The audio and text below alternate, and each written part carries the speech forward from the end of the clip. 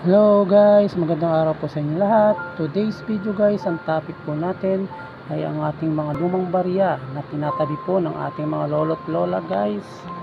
So ayan guys, tanungin nyo po si lolo't lola kung mayroon silang natatabing lumang barya.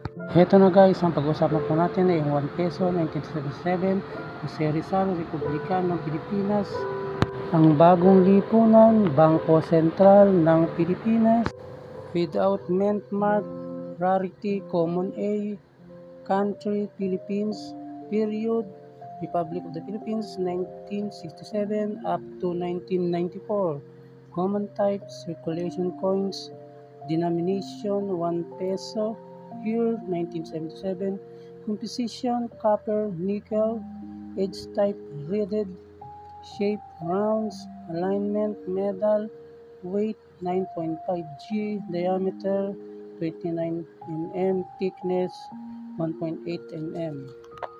So guys, akala nyo po ba wala nang halaga ang perang ito dahil luma na? Diyan kayo nagkakamali guys, dahil po ang perang luma na ito ay collectible na po ito. Wala na po itong katulad na dahil po ito ay denominatize na guys at wala na siyang katulad. So guys, bihira na lang po ang merong ganitong pera. So kaya kung meron kayo natatabi nito, guys, itabi nyo lang po dahil po tataas pa ang value nito guys habang tumatanda ang value nito guys. So ito guys, kung maghanap po ako ng ibang mga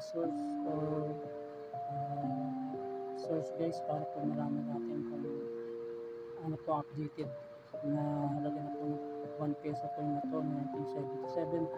So guys, ito po, pumunta po ako sa Google and sa eBay po guys, na ito po isang application na nagbebenta po ng mga lumang barya guys. At ito po ang nakita ko guys, nagulat ako guys kasi talaga napakalaki na ng halaga nito. So guys, baka magsisi kayo, huwag mo itatapon ng mga lumang barya guys. Para ma-update po kayo, mag-share and mag-like po kayo sa ating YouTube channel. So guys, see you around.